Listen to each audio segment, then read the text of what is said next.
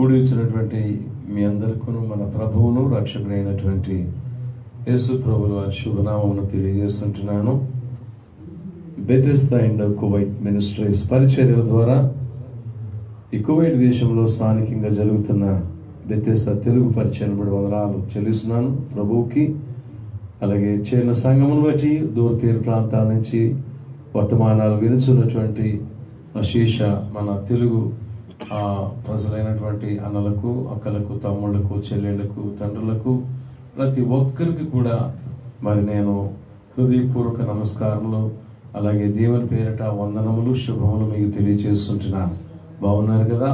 మరి ఒకసారి వర్తమానం వినడానికి మిమ్మల్ని అందరినీ దేవునికి దాసులుగా నేను ప్రేమతో ఆహ్వానిస్తుంటున్నాను.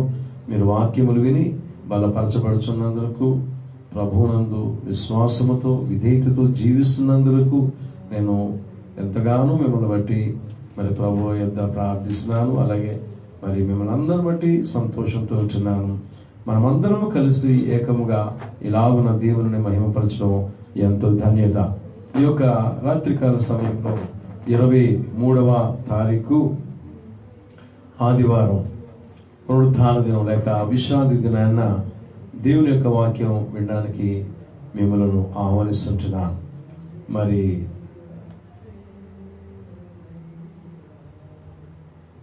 ఒక వాక్యం చదువుకుని మనం ప్రార్థనలోనికి వెళ్ళి తర్వాత వర్తమానంలోకి వెళదాం. యెషయా గ్రంథం 23వ అధ్యాయము 5వ వచనాన్ని మరోసారి చదువుకుందాం. 25వ అధ్యాయం 9వ వచనాన్ని మరోసారి మనం చదువుకుందాం. యెషయా గ్రంథము 25వ అధ్యాయము 9వ వచనాన్ని చదవండి అమ్మా ఒకసారి. ఆ దినమున జనులు ఇలాగున అందరూ, ఇదిగో మనలను రక్షించునని మనము కనిపెట్టుకుని ఉన్న మన దేవుడు, మనము కనిపెట్టుకునిన యెహోవా ఈయనే, ఆయన రక్షణను బట్టి సంతోషించి ఉత్సహింతుము. తలలు ఉంచుదాం, కళ్ళు మూసుకుందాం, ప్రార్థన చేసుకొని వాక్య భాగంలోనికి మనం వెళదాం. ప్రేమ నమ్మకం కలిగినటువంటి మా ప్రియ పరలోకపు తండ్రి, మీ ఘనమైన శ్రేష్టమైన మహోన్నతమైన నామమును బట్టి వందనాలు, కృతజ్ఞతాస్తుతులు చెల్లిస్తుంటున్నాం. 2018వ సంవత్సరం డిసెంబర్ మాసము 23వ తారీఖు విశ్రాంతి దినాన్న ఈ కువైట్ దేశంలో బెతెస్దా ఇండో కువైట్ మినిస్ట్రీస్ అని, ఇదిగో ప్రభు మీరు నాటిన ఈ చెట్టు వృక్షము లేక మీరు ఏర్పాటు చేసిన ఈ రక్షణ సాధనమును బట్టి మిమ్మల్ని స్తుతిస్తున్నాను. అనేక మందికి దీని ద్వారా రక్షణ, వారు మనస్సు, దీని ద్వారా అనేక మందికి మీ యొక్క దయా సంకల్పం అంతయు, మీ ఉచిత రక్షణ ప్రణాళిక అంతయు తెలియచేయుచున్న విధానమును బట్టి స్తోత్రాలు. ఈ రాత్రికాల సమయంలో వర్తమానం వినుచున్న స్థానిక సంఘమైన మమ్మల్ని బట్టి, దూర తీర ప్రాంతాల నుంచి అనేక మంది బిడ్డలు మీ యొక్క మాటలు వినుచుంటుండగా వారందరినీ పవిత్రపరుస్తున్నాను, ప్రత్యేకపరుస్తున్నాను. మీ రక్త ప్రోక్షణ తీసుకొని వస్తున్నాను. ఒక నూతనమైన అభిషేకమును వారి మీద ఇదిగో ప్రభా మరి అయ్యా పంపిస్తుంటున్నాం. సహాయమును చేయండి. ఇదిగో సియోనులో నుండి మీరు మమ్మల్ని ఆశీర్వదించు దేవుడు. స్తోత్రాలు చెల్లిస్తున్నాను. ఈ రాత్రికాల సమయపు ఆరాధనకు తరలి వచ్చిన బిడ్డలందరిని బట్టి వందనాలు. యేసు ప్రభువు వారి అతి శ్రేష్ఠ నామమును అడిగి మిక్కిలి వినయంగా ప్రార్థిస్తున్నాము తండ్రి, ఆమేన్. దేవుని నామానికి మహిమ కలుగును గాక. ప్రియమైనటువంటి వారులారా, మరి ఈ సమయంలో చదవబడినటువంటి వాక్యము యెషయా గ్రంథము 25వ అధ్యాయము 25వ అధ్యాయము 9వ వచన భాగాన్ని మనం చదువుకొని ఉన్నాం. ఇది ఒక ప్రవచన లేఖన భాగంగా మనం చూడగలుగుదాము. ఇది ఒక ప్రవచన లేఖన భాగంగా మనము చదువుదాము. ఆ దినమున జనులు ఇలాగ అందరూ, ఇదిగో మనలను రక్షించునని మనము కనిపెట్టుకుని ఉన్న మన దేవుడు, మనము కనిపెట్టుకున్న యెహోవా ఈయనే, ఆయన రక్షణను బట్టి సంతోషించి ఉత్సహింతుము అని ఒక ప్రవచనాన్ని దైవజనుడైనటువంటి యెషయా భక్తుని ద్వారా కృప కలిగిన దేవుడు యేసు ప్రభువులు వారు జన్మించక 740 సంవత్సరాల క్రితము మరి ప్రవక్త అయినటువంటి యెషయా ద్వారా ఈ లేఖన భాగాన్ని మనక వినికిడిలోకి తీసుకొచ్చారు. యేసు ప్రభువులు వారు జన్మించారు కదండి. ఆయన మరి ఇదిగో యెషయా భక్తుడు ప్రవచించిన 740 సంవత్సరాల తరువాత యేసు ప్రభువులు వారు జన్మించడము మనము చూచి ఉంటున్నాం.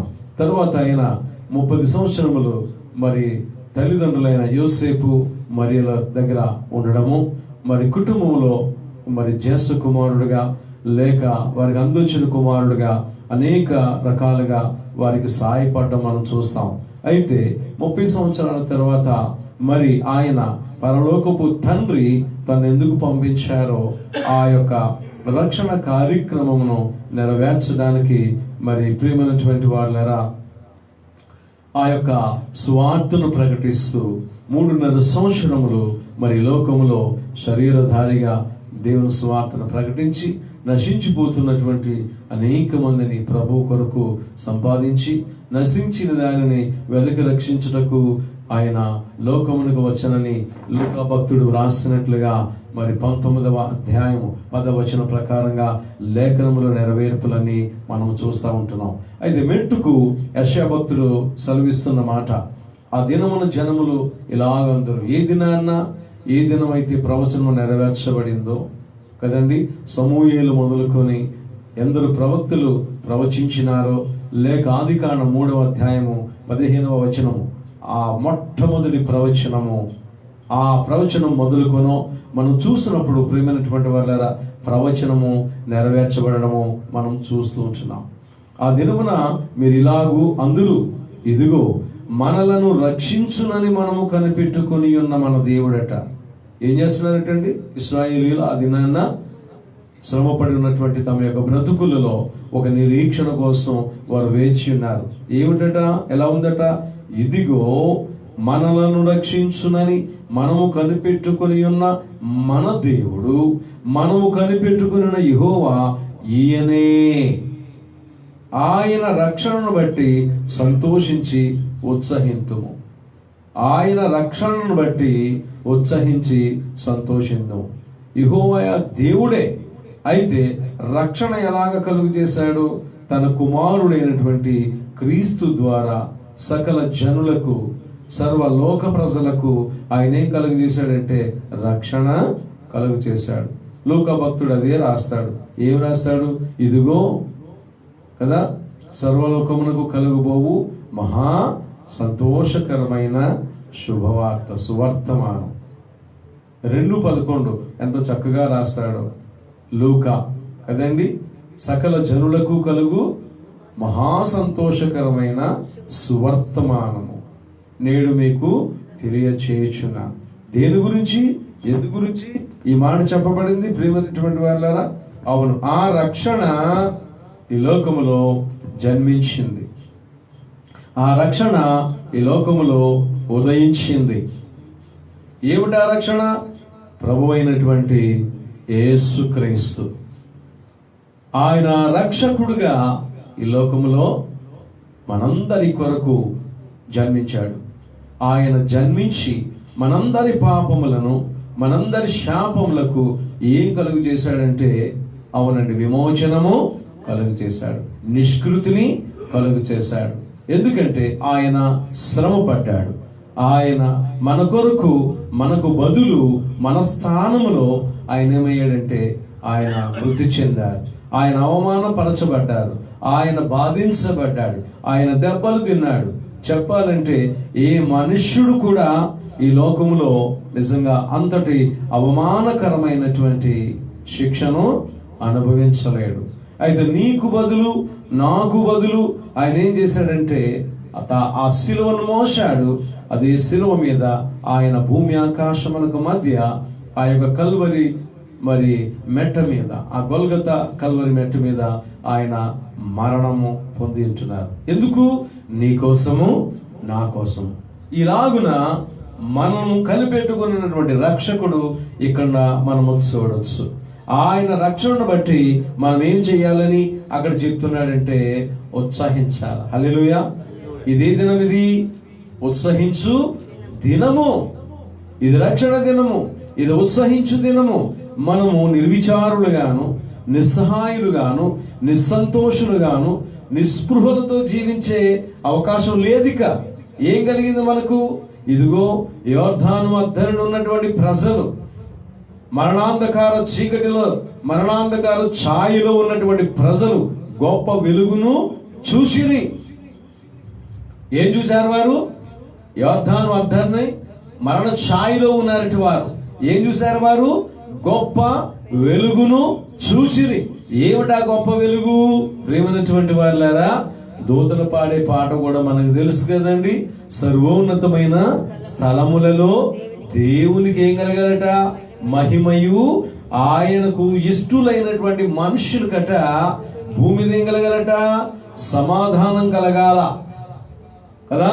సర్వలోక సైన్య సమూహం కూడా కదండి భూమి మీదకి వచ్చేసి వారు పాడినటువంటి సమాధాన గీతము, సమాధాన పాట ఏమిటంటే ఏంటండి? సర్వోన్నతమైన స్థలములలో దేవునికి మహిమ. ఏది సర్వోన్నతమైన స్థలం? దేవుని యొక్క నామం ఎక్కడ కనపరచబడుతుందో అది సర్వోన్నతమైన స్థలముగా మనం చూస్తూ ఉంటున్నాం. ఎక్కడైతే దేవుని యొక్క నామము మహిమపరచబడుతుందో ఆ స్థలం ఏమై ఉన్నదంటే సర్వోన్నతమైన స్థలం. ఆ స్థలాలలో దేవుని యొక్క నామము మహిమపరచబడుతుంది. అక్కడ ఉన్నటువంటి మనుషులకు అందరికట ఏం కలుగుతోంది? ఏం దొరుకుతోంది అంటే సమాధానం. సమాధానం ఊరకనే వస్తుందా? మన జీవితాల్లోకి రాదు. సమాధానం కావాలి, రావాలి అంటే మన జీవితాలు దేవునితో పెనవేసుకోవాలి, దేవునితో సహవాసం కలిగి ఉండాలి, దేవుని స్తుతించాలి, దేవుని ఆరాధించాలి, దేవుని అందరి ప్రేమ కలిగి ఉండాలి, దేవుని మహిమపరచాలి, ఆయనకు వినయ విధేయులుగా మనము జీవించాలి. ఎప్పుడైతే మనం వినయ మనస్కులుగా ఆయన ఎదుట మనం జీవిస్తామో విరిగి నలిగిన హృదయాలతో ఆయన మనలో జీవిస్తాడు, మనతో జీవిస్తాడు, మన మధ్య జీవిస్తాడు. అదే చెప్తాడు, ఇదిగో పరిశుద్ధుడును నిత్య నివాసి అయిన వాడు ఇలాగ చెప్తున్నాడు.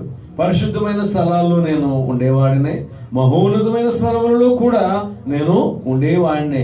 అయితే పరిశుద్ధమైన స్థలములలోను మహోన్నతమైన స్థలములను కూడా విడిచిపెట్టి విరిగి నలిగిన హృదయం గల వారి యొద్ద నివసించుటకును, నలిగిన మనస్సు గల వారితో సహవాసం చేయుటకును, వసించుటకు నేను వచ్చి ఉన్నాను.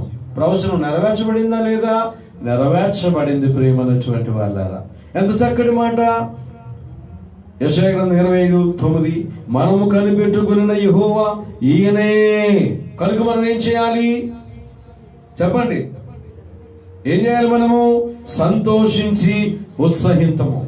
ఇక రేపు ఎల్లుండి కూడా ప్రపంచం, ఇంకా ఫిబ్రవరి మిడిల్ దాకా కూడా ప్రపంచం, నవంబర్ మిడిల్ నుంచి ఫిబ్రవరి మిడిల్ దాకా కూడా మనం గమనిస్తే ప్రేమైనటువంటి వాళ్ళారా, సంతోషము సంతోషము సంతోషము కదా. సంతోషము సంతోషము సంతోషం. మరి సంతోషం కావాలంటే ఏం చేయాలి? నిజంగా చాలా మంది గ్రీటింగ్స్ పంపుకొని సంతోషిస్తున్నారు, చాలా మంది స్వీట్స్ పంపుకొని సంతోషిస్తున్నారు, చాలా మంది బహుమానాలు పంపుకొని సంతోషిస్తున్నారు, చాలా మంది మంచి డెకరేటెడ్ గా చేసుకొని ఇళ్లను సంతోషిస్తున్నారు, స్టార్ పెట్టుకుంటున్నారు, లేక మా లైటింగ్ సెట్టింగ్స్ పెట్టుకుంటున్నారు, లేక క్రిస్మస్ ట్రీ ఒకరికంటే ఒకరు పోటీ పడి పెట్టుకుంటున్నారు, పెద్ద పెద్ద స్టార్లు పెట్టి పోటీ పడుతున్నారు, పెద్ద పెద్ద స్టేజ్లు వేసి కార్యక్రమాలు చేస్తూ ఉంటున్నారు. రకరకాలుగా ఏం చేస్తున్నారంటే ప్రియమైనటువంటి వాళ్ళారా, తమ యొక్క సంతోషాలని తెలియచేసుకుంటున్నారు ఒకరికొకరు ఈ సంతోషాన్ని తెలియజేసుకుంటున్నారు. కానీ నిజమైన సంతోషము ఏమిటి అంటే ప్రభు అయినటువంటి యేసు నందు మనము నిలిచి ఫలించుట అనేది నిజమైనటువంటి సంతోషం. ఎప్పుడైతే యేసు ప్రభువుల వారు నాలోనికి మనలోనికి వస్తారో, ఎప్పుడైతే యేసు ప్రభువుల వారు నా గృహంలోనికి మన గృహంలోనికి వస్తారో అప్పుడు ఏమవుతుందంటే అప్పుడు సంతోషం ఉంటుంది. చూడండి, జక్కయ్య ఎంత గొప్ప దేవుని చేత మరి ఆయన శ్లాఘించబడ్డాడో, అప్రిషియేట్ చేయబడ్డాడో, లేక ప్రియమైన ఎంత గొప్ప బహుమానం ఆలోచన చేయండి. ఆయన చూసి వెళదామని వచ్చినటువంటి జక్కయ్యను ప్రభువే చూసి, నీ ఇంటికి నేను వస్తున్నాను, నేడు నీ ఇంటిలో రక్షణ ఉండబోతుంది. అయితే ఆ రక్షణ సొంతం చేసుకోవడానికి జక్కయ్య ఏం చేశాడంటే, అవునండి, ప్రభువుని స్వకీయ రక్షకుడిగా చేర్చుకోవడమే కాదు కానీ తన బ్రతుకులో వెంటనే ఏం చేశాడంటే మార్పును ఆయన చూపించాడు. అందుకని అన్నాడు, ఇతడు కూడా అబ్రహాము కుమారుడే. ఎంత గొప్ప చూడండి ప్రేమ కితాబు చూడండి, ఎంత గొప్పటి దేవుని చేత ప్రశంసింపబడుతున్నారో జక్కయ్య గారు చూడండి. ఈ రోజున చాలా మంది జక్కయ్యలు ఉన్నారు చర్చిల్లో. ఈ జక్కయ్యలంతా భౌతిక జక్కయ్యలు కాదు కానీ ఆత్మీయ జక్కయ్యలు. వీరంతా ఎవరండి? భౌతికంగా జక్కయ్యలు కాదు వీళ్ళు, ఆత్మీయంగా జక్కయ్యలు. పొడుగులు ఉండొచ్చు, లావులు ఉండొచ్చు, లేక రకరకాల పర్సనాలిటీలు కలిగి ఉండొచ్చు. జెంటిల్ ఉమెన్లు అనిపించుకోవచ్చు, కానీ జెంటిల్ ఉమెన్లు కాదు, పర్సనాలిటీలు కాదు. ఇక్కడ కావాల్సింది ఏంటంటే నీవు క్రీస్తుని కలిగి ఉన్నావా. ఇతడు ఫిజికల్ గా ఒక షార్ట్ ఫెలోగా మనం చూడొచ్చు జక్కయ్యని, కానీ ఆధ్యాత్మికంగా అతడు చాలా ఉన్నతుడిగా మనకు కనబడుతున్నాడు. అతన్ని ప్రభువుని చూసి వెళ్ళిపోదాం అనుకున్నాడు, కానీ ప్రభువు కనుగొన్నప్పుడు ప్రభువుని అతను పట్టుకున్నాడు, ఇంటికి తెచ్చుకున్నాడు. తన యొక్క జీవిత వృత్తం అంతా చెప్పాడు, తన జీవితం ఎలా ఉంటుందో చెప్పుకున్నాడు. అదంతా విడిచిపెడుతున్నానని చెప్పాడు. తన అక్రమ ఆర్జన అంతా, అక్రమ సంపాదన అంతా, అక్రమ ధనం అంతా, అతను సంపాదించినటువంటి భోగభాగ్యాలన్నీ కూడా యేసుస్వామి కళ్ళ ముందు, యేసుస్వామి ఎదుటనే త్యజించడం మనం చూస్తాం, విడిచిపెట్టడం మనం చూస్తాం. అంటే క్రైస్తవ జీవితం గొప్ప పెను మార్పులతో కూడినటువంటిది. ఇంకా చెప్పాలంటే త్యాగపూరితమైనటువంటిది. క్రైస్తవ జీవితం ఎలాంటిదండి? త్యాగపూరితమైనటువంటిది. అంటే తనకున్నది క్రీస్తు నిమిత్తం ఏం చేసేయాలంటే ఖర్చు చేసేసేయాలి, తనకున్నది దేవుని నిమిత్తం ఇచ్చేసేయాలి, తనకున్నది సమస్తమును దేవుని కొరకు పెంటగా ఎంచుకోవాల్సినటువంటి ఆవశ్యకత ఉన్నది. పౌలు భక్తుడు అంటున్నాడు, నేను క్రీస్తును సంపాదించుకున్నట్టు కొరకు, ఆయన జ్ఞానమును సంపాదించుకున్నట్టు కొరకు, ఇదిగో నాకున్నటువంటి మేలైందంతా, నాకున్న సమస్తమైనటువంటిది కూడా నేను ఏం చేసి ఉంటున్నాను, పెంటగా విడిచిపెట్టి ఉంటున్నాను. ఇది త్యాగపూరితమైనటువంటి క్రైస్తవ జీవితం. ఈరోజు దేవుని యొక్క వాక్యం వింటున్నటువంటి మనము కూడా క్రైస్తవులమే క్రిస్మస్లు చేసుకుంటున్నాం. చాలా సంతోషం.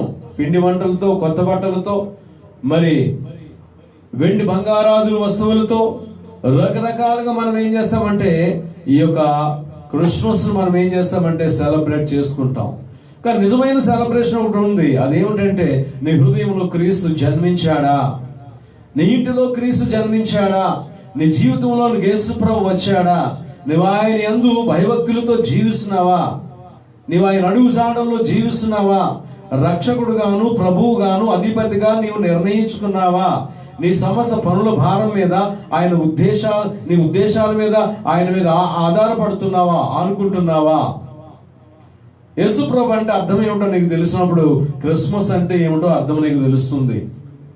లేదంటే నీ ఇంట్లో ఆ యొక్క నక్షత్రమాను, లేదంటే నువ్వు పెట్టుకున్నటువంటి ఆ క్రిస్మస్ ట్రీతోనే నీ జీవితం అంతా గడిచిపోద్ది. ఎందుకంటే వాటిని అలంకరిస్తావు, తీస్తావు, మళ్ళా దాస్తావు, మళ్ళా తీస్తావు, మళ్ళా దాస్తావు, మళ్ళా తీస్తావు, మళ్ళా దాస్తావు. ఇలాగా క్రిస్మస్ సంవత్సరం వెంబడి సంవత్సరము, సంవత్సరం వెంబడి సంవత్సరము, సంవత్సరముల వెంబడి సంవత్సరం ఏమైపోతుంది, గతించిపోతూ ఉంటుంది. కానీ నీలో మార్పు అనేది, దేవుడికి కావలసిన క్రైస్తవ జీవితం నమూనా అనేది నీ జీవితంలో కనపడాలి. ఎలా ఉన్నది నీ ఉత్సాహము? ఏ విధంగా ఉత్సహిస్తుంటున్నావు? How you going to celebrate Christmas? నీ యొక్క క్రిస్మస్ ని ఎలా సెలబ్రేట్ చేస్తున్నావు? జకర్యా గ్రంథం 9వ అధ్యాయము 9వ వచనాన్ని ఒక ప్రవచనాన్ని మీకు చూపించాలని నేను ఆశపడుతూ ఉంటున్నాను. ఎలా రాయబడిందంటే, సియోను నివాసులారా బహుగా సంతోషించుడి. ఇందాకేమన్నాడు? ఉత్సహించమంటున్నాడు.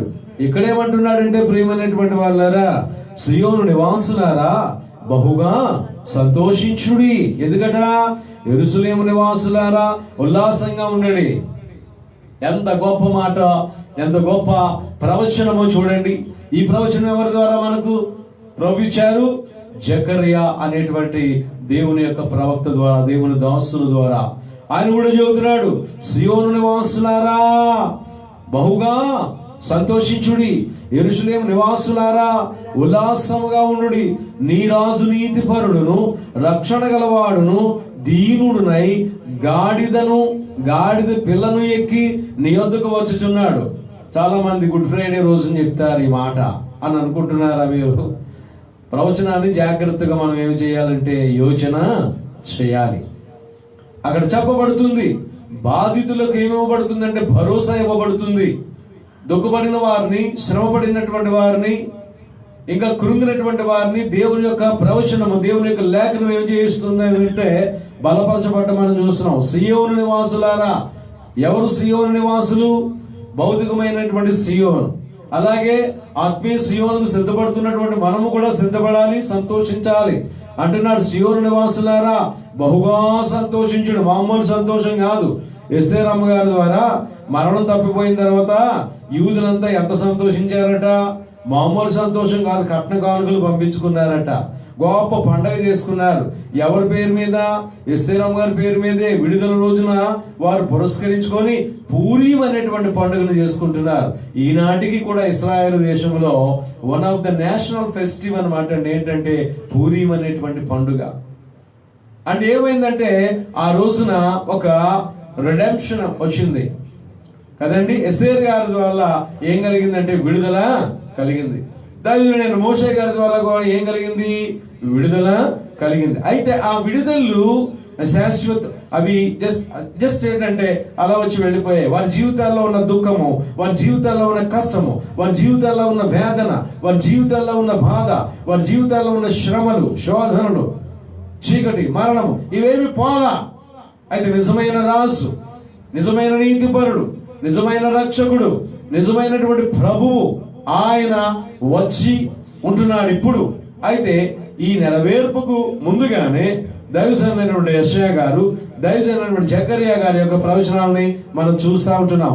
సియోను నివాసులారా బహుగా సంతోషించండి. నాట్ నార్మల్ అండి, మామూలుగా కాదు సంతోషించడం. చాలా మంది క్రిస్మస్ అయితే అమెరికా నుంచి ఇంటికి వచ్చేస్తారు. ఇప్పుడు విదేశాల్లో ఉన్నటువంటి బిడ్డలు ఉద్యోగాలు చేస్తున్న వాళ్ళు ఏం చేస్తున్నారు కదా, ఇళ్ళకి వెళ్ళిపోతారు తల్లిదండ్రులతో, అన్నదమ్ములతో, అక్క చెల్లెలతో ఈ సెలబ్రేషన్ ని చేసుకోవడానికి. అలాగే గల్ఫ్ దేశాల్లో ఉన్న వాళ్ళు కూడా సెలవులు పెట్టి వెళ్ళిపోతున్నారు. ఎందుకు? తమ స్వగృహంలో, తమ స్వజనాంగంతో ఈ యొక్క సంతోషమును వారు పంచుకోవడానికి. కనుకనే అక్కడ చూస్తే సియోను నివాసులారా బహుగా సంతోషించుడి, యెరూషలేము నివాసులారా ఉల్లాసంగా ఉండుడి. ఏం చేద్దాం? సంతోషంగా ఉందామా? ఉల్లాసంగా ఉందామా?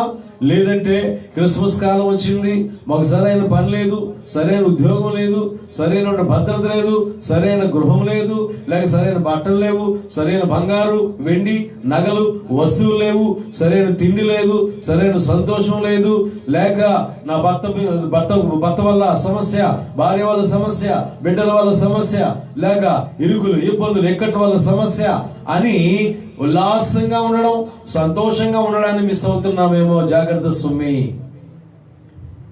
ఇది చాలా ఆశ్చర్యకరమైన, దీవెనకరమైన, సంతోషకరమైన ఘడియలు. క్రిస్మస్ అంటే ఏమిటి? దేవునిని ఆరాధించడం. దేవునిని ఆరాధించడం ద్వారా మనకు ఏమొస్తుందంటే బలము వస్తుంది. హల్లెలూయా. ప్రభువుని ఆరాధించడం వల్ల మనకి ఏమొస్తుంది? బలము వస్తుంటున్నది. మనం ఎప్పుడైతే బలము పొందుకుంటామో అప్పుడు శక్తి కలిగిన కార్యాలను మనము చేయగలుగుతాం. దేవుణ్ణి స్తుతించుటను బట్టి బలం పొందుకుంటాం. యెహోవా వలన ఆనందించుట వలన మీరు బలమొందుదురు అని దేవుని యొక్క వాక్యము సెలవీయబడుతుంది. ఇక్కడ మనం చూస్తే సియోను నివాసులారా బహుగా సంతోషించుడి, యెరూషలేము నివాసులారా బహుగా ఉల్లాసముగా ఉండుడి. నీ రాజు నీతిపరుడును రక్షణ గలవాడును. ఎవరటండి రాజు? రాజులకు రాజు, ప్రభువులకు ప్రభు. He is the king of the kings, he is the lord of the lord, he is the peace of the prince. కదండి. ఈయనేమై ఉన్నాడంటే సర్వభౌమాధికారి అయి ఉంటున్నాడు. ఈయన రాజు, ఈయన నీతిపరుడు, ఈయన రక్షణ గలవాడు. ఇన్ని ప్రత్యేకతలు, ఇన్ని ఆధిక్యతలు ఉన్నటువంటి వాడు కూడా ఏం చేస్తాడట? తగ్గించుకొని, చెప్పండి, దీనుడునై గాడిద పిల్లను ఎక్కి నీ వద్దకు వచ్చుచున్నాడు. మనం ఏం చెప్తామంటే ఈ మాటను పరిశుద్ధ వారంలో ప్రభు యొక్క శిలువకు ముందు కట్టబడినటువంటి గాడిద కథను మనం చెప్పుకుంటాం కదా, అందుకే ఇది ఉందేమో అని. మరి యేసు ప్రభువుల వారు జననం ఎక్కడైంది? బెత్లెహేములో అయ్యింది. వారు అంతకుముందు ఎక్కడ నివసిస్తున్నారు? అక్కడి నుంచి దేన్ని ఎక్కొచ్చారు? తల్లైన మరియను ఆయనను. అఫ్ కోర్స్ ఆయన ఎక్కడున్నాడు? గర్భంలో ఉన్నాడు. ఏమొక్కొచ్చాడు?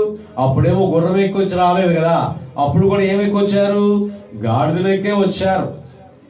ఆయన శిలువకి వెళ్ళడానికి పరిశుద్ధ వారంలో కూడా గాడిదనెక్కే వచ్చాడు.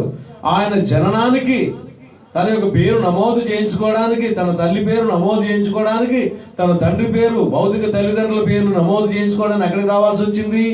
కైసర్ ఔగుస్తు కాలంలో ఆ యొక్క బెత్లెహేమునకు, యెరూషలేమునకు వారు రావడము మనం చూస్తున్నాం. మరి ప్రవచనం నెరవేర్చబడిందా లేదా ప్రియులారా?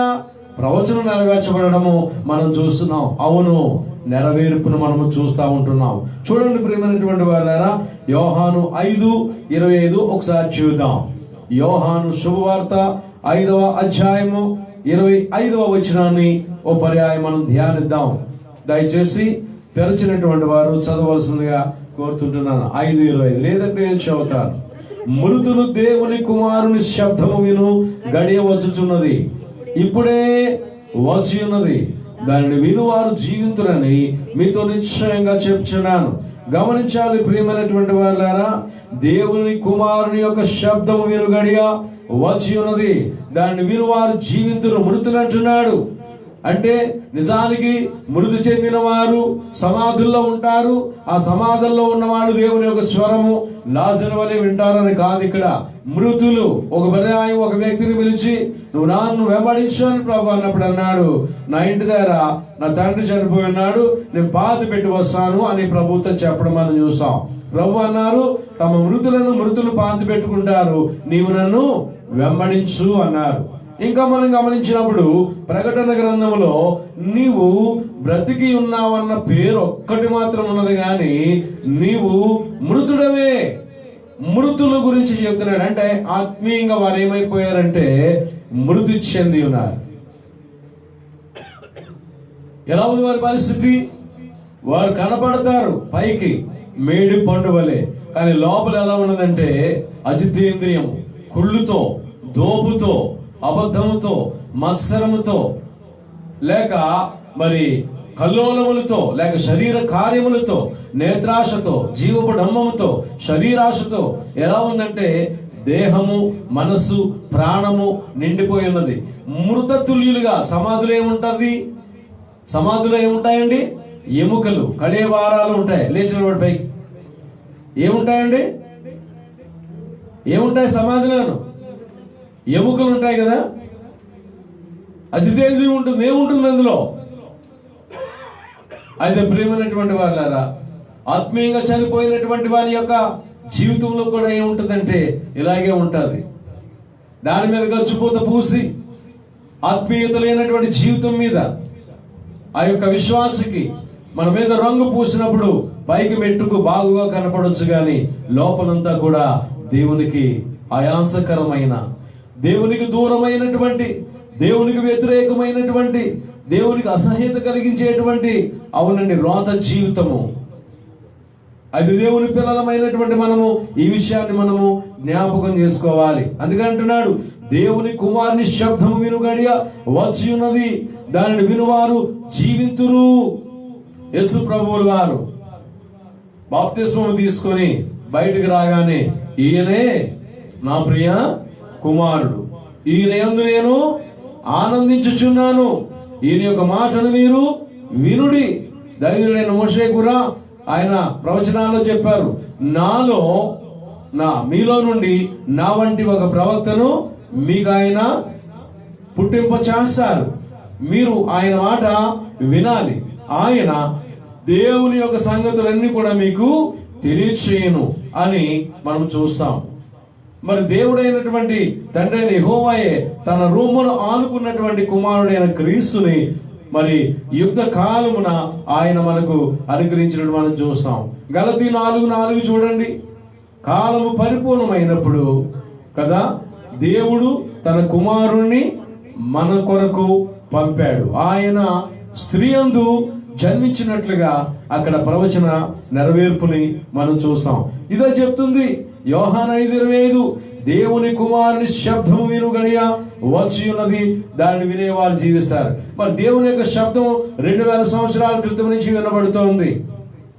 యేసును నమ్ముకోండి, యేసు తప్ప రక్షకుడు లేడు, యేసు తప్ప విమోచకుడు లేడు, ఆయనే ఆయనే ఆయనే. ఆయన అన్నారు కదా, ఏమన్నారు?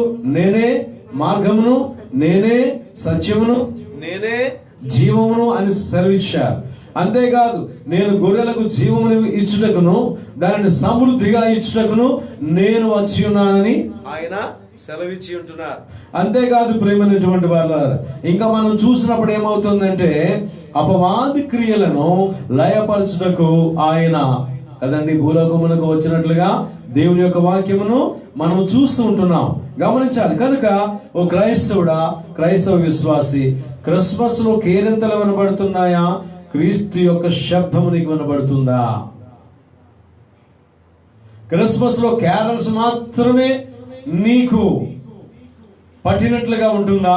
లేక క్రీస్తు అనుగ్రహించే ఉచిత రక్షణ నీకేమైనా నీ ఒంటికి, నీ ఇంటికి, నీ మనసుకు, నీ దేహమునకు అంటుకుందా?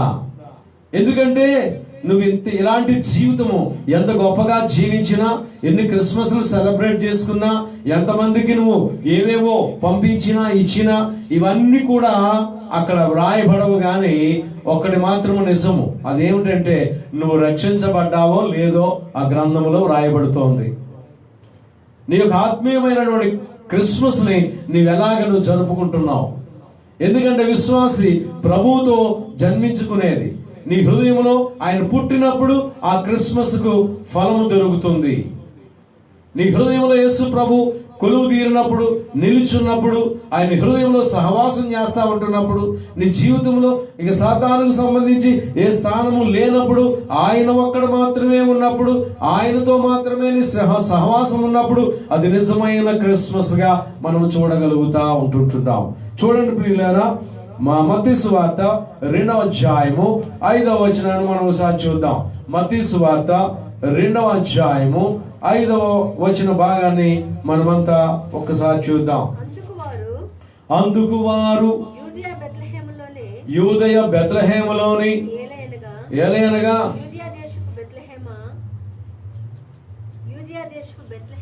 యూదయ దేశపు బెత్లెహేమా, నువ్వు యూదా ప్రధానులో ఎంత మాత్రమును అల్పమైన దానవు కావు. ఇశ్రాయేలును నా ప్రజలను పరిపాలించు అధిపతి నీలో నుండి వచ్చునను ప్రవక్త ద్వారా వ్రాయబడి ఉన్న మాట నెరవేర్చబడడం మనం చూస్తూ ఉంటున్నాం. యెషయా భక్తుడు సెలవిచ్చాడు, మోషే భక్తుడు సెలవిచ్చాడు, సమూయేలు మొదలుకొని ఆఖరి ప్రవక్త అయినటువంటి క్రీస్తుకు ముందు క్రీస్తు ప్రభువు వారు కూడా ప్రవక్తే, 12 మంది శిష్యులు కూడా ప్రవక్త యొక్క ఆత్మ కలిగినటువంటి వారే. ఈనాడు కూడా అనేక మంది ప్రవక్త అని తమ పేర్లకు ముందు ఒక చక్కటి మరి ఆ యొక్క బిరుదును పెట్టుకోవడం మనం చూస్తూ ఉంటున్నాం. అంటే ప్రవక్త యొక్క ఆత్మను కలిగి యుండువారని అర్థం అన్నమాట. వారు కోటేసుకున్నా, బూటేసుకున్నా, సూట్ వేసుకున్నా. అంటే ఆనాడు ప్రవక్తలు అయితే గొంగళి కట్టుకొని తిరిగేవారు. ఇప్పుడు అంత కాలం మారింది కనుక ఇప్పుడు ఏమైందంటే కొంచెం ట్రెండ్ మార్చారు ఈ ప్రవక్తలు. సో వాట్ ఎవర్ ఇట్, ప్రవక్త అంటే అర్థం ఏమిటంటే ప్రవక్త యొక్క ఆత్మ కలిగిన వాడు. ఇతడు దేవునికి మనుషులకి మధ్య ఎలా ఉంటాడంటే రిప్రజెంటేటివ్ గా ఉంటాడు. దేవుని యొక్క సత్య సంగతులన్నీ తెలుసుకొని ప్రజలకు చెప్పువాడుగా ఉంటాడు. అది ప్రవక్త చేస్తాడు. అతడు ఎంతో త్యాగపూరితమైన జీవితం కలిగిన వాడుగా ఉంటాడు. అన్ని విసర్జించిన వాడుగా ఉంటాడు. వైరాగ్యం కలిగిన వాడుగా ఉంటాడు. వైభాగ్యం కలిగిన వాడిగా ఉండడు. వైభోగం కలిగిన వాడిగా ఉండడు. ప్రవక్త అనేసరికి అన్ని విసర్జించేసినవాడు అని మనం అర్థం చేసుకోవాలా. ఈ రోజుల్లో కూడా ఎవరైనా పేర్లకు ముందు ప్రవక్త అని మీకు కనపడింది అనుకోండి, ఆశ్చర్యపోకండి. అర్థం ఏమిటంటే వారి జీవితాల్లో అన్ని వదిలేసి దేవుని కొరకు చచ్చిపోవడానికి సిద్ధంగా ఉన్నారని అర్థం అన్నమాట. వాళ్ళు అర్థమైందండి డెఫినేషను? అర్థమైందా మీకు ప్రియులారా? అర్థమైందో సార్? అందరూ హల్లెలూయా చెప్పండి. హల్లెలూయా. అవును ప్రియులారా, ప్రవక్త అంటే అర్థం ఏమిటంటే ఆయన సూటు బూట్ వేసుకున్నారని మీరు వేరేగా అర్థం చేసుకోవద్దు దేవుని గురించి. ఈ ప్రవక్త చచ్చిపోవడానికి సిద్ధంగా ఉన్నాడని అర్థం. దేవుని గురించి హతమైపోవడానికి హతసాక్షిగా ఉన్నాడని అర్థం అన్నమాట. ఎందుకంటే ప్రవక్త అంటే అర్థమైందా, అందరికంటే ఇంకా తక్కువగా ఉండి అందరికంటే ముందుగా చనిపోవడానికి తన్ను తాను దేవుని కొరకు ఉపేక్షించుకొని సిద్ధమైపోయాడు అర్థం అనమాట ప్రవక్త అంటే. చాలా మంది అడుగుతున్నారు, అయ్యగారండి మీరెందుకు ఎత్తుకోకూడదని. ఇంకా కొంచెం కాలం నేను సేవ చేయాలనుకుంటున్నాను, అప్పుడే చచ్చిపోవాలనుకుంటలేదు కనుక ఇంకా ప్రవక్త పెట్టుకోవట్లేదు అని చెప్తున్నాను. అర్థమైంది అనుకుంటాను మీకు. ప్రవక్త అంటే ఆ రోజుల్లో ప్రవక్తులు ఉండేవారు. వారు తమ శిరస్సును ఏం చేసేవారు? ఖడ్గాలకు అప్పగించేసేవారు. దేవుని కొరకు పనిచేసిన ప్రవక్తలను మీరు చూసినట్లయితే వారంతా త్యాగశీలురు. వారు వైరాగ్యం కలిగినటువంటి వారు. దేనిని ఆశించిన వారు కాదు, విసర్జించిన వారు. ఆ రోజుల్లో ఏలియా గారి దగ్గరికి, ఎలీషా గారి దగ్గరికి కదండి రథం వేసి బంగారం వెండి పట్టుకొని వస్తే ఏమన్నారంటే, మీ ధనం మీతోనే ఉంచుకోండి, మీ డబ్బు మీతోనే ఉంచుకోండి, మాకు అవేమీ వద్దు అనేవారు. పౌలు భక్తుడిని కూడా ఒక వ్యక్తి వచ్చి, నువ్వేదో ఉచ్చారణ చేస్తున్నావే పరిశుద్ధాత్మ గురించి, అది నా మీదకి పంపించవా, నీకు డబ్బు ఇస్తానని డబ్బు పెట్టాడటండి. ఇదిగో ఇటు పని చేస్తున్నావు కనుక ఈ పరిశుద్ధాత్మ పరిచర్యలో నీకు పాలు లేదు, అందుడివై నువ్వు బ్రతుకు కొంతకాలం అని నీ డబ్బు నీతో పాటు నశించునుగా. కానీ పౌలు భక్తుడు కూడా ఏం చేశాడండి? గద్దించడం మనం చూసాం. అంటే ప్రవక్తలకి ఇది ఉంటుంది. దేని మీద ఏముండదంటే ఆశ గాని, దేని మీద మరి ఆలోచన గాని ఉండదు. వారు కేవలము తమ బట్టలకు కూడా వారు అర్థమైందండి ఏం చేయరండి? తమ బట్టలకు కూడా వాళ్ళు ఏం చేయరు? ప్రయారిటీ, ప్రాధాన్యత ఎవరు అంత తగ్గింపు. దేవుని స్తోత్రం. ఈరోజు చాలా మంది వాడబడుతున్నారు ప్రభు యొక్క పరిచర్యార్థం. అయితే వారి బట్టలు పైన వేసుకున్న అనేక మంది చూస్తారు అని, కానీ లోపల వారి హృదయాలు అయితే మండబడతా ఉంటుంటాయి. దేవుని కొరకు అవసరమైతే మేము దహించి వేయబడాలని. అది ప్రవక్త యొక్క సారాంశం. ఈ ప్రవక్త చెప్పాడు. ఆ ప్రవక్త చెప్పిన మాట ఇప్పుడు అమ్మగారు చదివారు. ఏమంటున్నారు? అందుకు వారు యూదే బెత్లెహేములోనే, ఏలయనగా యూదే దేశము బెత్లెహేమ, నీవు యూదా ప్రధానులో ఎంత మాత్రం యూదా ప్రధానమైన రాజ్యాలు ఉంటున్నాయి. యెరూషలేమని, షోమ్రోనని కదండి, ఇప్పుడున్న టెలాయివ్ అని, ఇలా రకరకాలుగా ఉన్నాయి. కానీ ఆ రోజుల్లో బెత్లెహేముకు కూడా దేవుడు ఎంత ధన్యత ఇచ్చాడు ఆలోచన చేయండి. హల్లెలూయా. మన దేశంలో ప్రధానమైన నగరాలు ఉన్నాయి. బొంబాయి, ఢిల్లీ, మద్రాస్, కలకత్తా, హైదరాబాదు, అలాగా న్యూయార్కు, అలాగా కదండి, వాషింగ్టన్, టోక్యో, బోల్డ్ అన్నాయి, సిడ్నీ కదండి, ఇలా బోల్డ్ అన్ని ఆ దేశాల్లో పెద్ద పెద్ద పట్టణాలు ఉన్నాయి. కానీ దేవుడు ఎంత గొప్పవాడు చూడండి. ఆ చిన్న కుగ్రామమైన పల్లెటూరుని, తగ్గింపుతో ఉన్నటువంటి ప్రజల్ని దేవుడు ఏం చేశాడో తెలుసా అండి? ఎన్నుకున్నాడు. ఎన్నుకొని ఏమంటున్నాడో తెలుసా ప్రియమైనటువంటి వాళ్ళారా? ఎంత మాత్రమును నీవు అల్పమైన దానవు కావు, ఇశ్రాయేలును నా ప్రజలను పరిపాలించు అధిపతి నీలో నుండి వచ్చును అని ప్రవక్త ద్వారా వ్రాయబడినది. అధిపతి అధిపతి అధిపతి 7:14 ఏం రాయబడింది యెషయా గ్రంథము? అధిపతి అని ఆయనకు పేరు. అధిపతి ఒక్కడే అధిపతి. లోకముల అధిపతులు అనేక మంది లేరు. ఈయనే క్రీస్తు అనేటువంటి నరుడు. హల్లెలూయా. ముందుకు వెళదాం. అదే అధ్యాయంలో 1వ అధ్యాయంలో 21వ వచనంలో ఇట్లా ఉంటుంది. ఏమని ఉంటుందంటే, తన ప్రజలను వారి పాపముల నుండి ఆయన రక్షించును. తన ప్రజలను వారి పాపముల నుండి ఆయనే రక్షించును గనుక ఆయనకు యేసు అని పేరు పెట్టబడుదురు. యేసు అనగా అర్థం ఏమిటి? రక్షకుడని అర్థము. తన ప్రజలను వారి పాపముల నుండి ఆయన ఏం చేస్తారటండి? రక్షిస్తారు. తన ప్రజలను, తన యందు విశ్వాసం ఉంచిన వారిని ఎందరూ ఆయనను అంగీకరించిరో వారినందరినీ ఆయన తన కుమారులుగాను తన కుమార్తెలుగాను ఆయన చేసుకుని ఉన్నారు. అలా చేసుకోవడానికి తండ్రి దేవుడు ఆయనకు అధికారం ఇచ్చారు. ఇప్పుడు ఆయన అధికారం చొప్పున మనకు అనుగ్రహించారని మనకు తెలియచేస్తా ఉంటున్నది.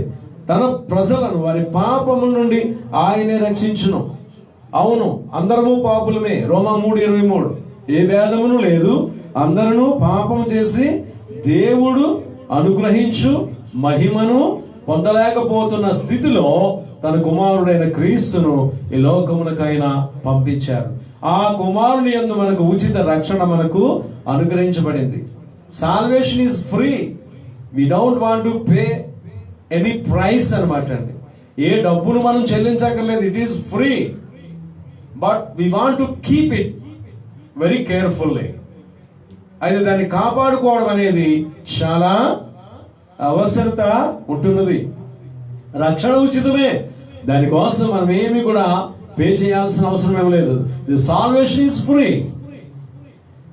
రక్షణ ఉచితమే, మనమేమి చెల్లించక్కర్లేదు. అయితే ఆ రక్షణను కాపాడుకోవడం చాలా ప్రాముఖ్యత అని దేవుని దాసులుగా నేను తెలియజేస్తున్నాను. హల్లెలూయా. 1 తిమోతి 1:15 ఒకసారి చదవండి. 1 తిమోతి 1:15 ముగించే ముందు ఒక 2-3 నిమిషాలు మనం చూద్దాం. చూడండి, 1 తిమోతి 1:15. 1 తిమోతి 1:15 కూడా చదవండి ఒకసారి. అయినను వారు విశ్వాస ప్రేమ పరిశుద్ధత యందు నిలకడగా ఉండిన యెడల శిశు ప్రసూతి ద్వారా ఆమె రక్షింపబడును. అది శిశు ప్రసూతి ద్వారా రక్షింపబడును అని ఒక మాట మనకు ఉంది. అది 3:15 ఆదికాండం. దీనికి సంబంధించి నెరవేరు. ఇప్పుడు శిశు ప్రసూతి అంటే శిశువు జన్మించాడు. ఈ జన్మించిన శిశువు వల్ల తల్లైన మరియకి, తండ్రి అయిన యోసేపుకి, ఆ గ్రామ ప్రజలకు, సర్వలోక ప్రజలకు కూడా ఏం దొరికింది? రక్షణ ఉచితంగా దొరకడము మనం చూస్తాం. 1 తిమోతి 2:5 కూడా ఒకసారి చదవండి. 1 తిమోతి 2:5. దేవుడు ఒక్కడే, దేవునికిని నరులకును మధ్యవర్తియు ఒక్కడే, ఆయన క్రీస్తు యేసును నరుడు. అదండి, దేవుడు ఒక్కడే, మధ్యవర్తియు ఒక్కడే. ఈ మధ్యవర్తి దేవునికిని నరులకును మధ్యవర్తిగా ఉంటున్నాడు. ఎవరైనా ప్రభు అయినటువంటి యేసుక్రీస్తు. పౌలు భక్తుడు రాస్తాడు, లేక లూకా భక్తుడు రాస్తాడు అపోస్తల కార్యాలు 10:36. ఏమంటాడంటే, యేసుక్రీస్తు అందరికీ ప్రభువు. యేసుక్రీస్తు అందరికీ ప్రభు. ఈరోజు కొంతమంది డైరెక్ట్ గా ఇన్వాల్వ్ అవుతున్నారు క్రిస్మస్ లో. అయితే కొన్ని కోట్ల మంది ఇండైరెక్ట్ గా ఏం చేస్తున్నారు? వారికి తెలుసో తెలియక ఏం చేస్తున్నారండి? ఈ యొక్క సెలబ్రేషన్ లో ఇన్వాల్వ్ అయ్యి తమ యొక్క సంతోషాన్ని తెలియచేస్తా ఉంటున్నారు. సెలవులు ఇస్తున్నారు, స్కూళ్లకు, ఆఫీసులకు సెలవులు ఇస్తుంటున్నారు. ఆయా రీతులుగా క్రీస్తు యొక్క వాక్యం వినడానికి తమ దగ్గర పనిచేస్తున్నటువంటి ఎంప్లాయీస్ కు వాళ్ళు ఏం చేస్తున్నారంటే ఒక అవకాశాన్ని కలుగు చేస్తున్నారు. హల్లెలూయా చెప్తాం. హల్లెలూయా. అదని బట్టి ప్రభువుని స్తుతిస్తున్నాను. Whether they accepted Jesus Christ as their personal savior, I don't know. Either they are accepted or not.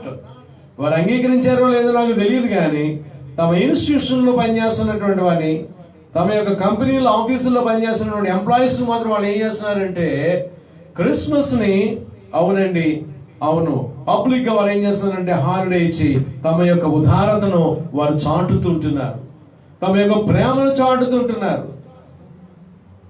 ఎంత గొప్ప అవకాశ భాగ్యము. వాకి వినుచున్నటువంటి నా ప్రియమైనటువంటి సహోదరులారా, యేసు ప్రభు మీ జీవితాల్లో జన్మించారా? మధ్యవర్తి ఒక్కడేనండి, వేరే వేరే మధ్యవర్తులు లేరు. ఎవరు కూడా మన పాపములు తీసివేసేటువంటి శక్తి గాని, బలము గాని, పరిశుద్ధత గాని లేదండి. యేసు ఒక్కడే. ఆయనే మార్గము తండ్రి యొద్దకు పరలోకానికి వెళ్ళడానికి.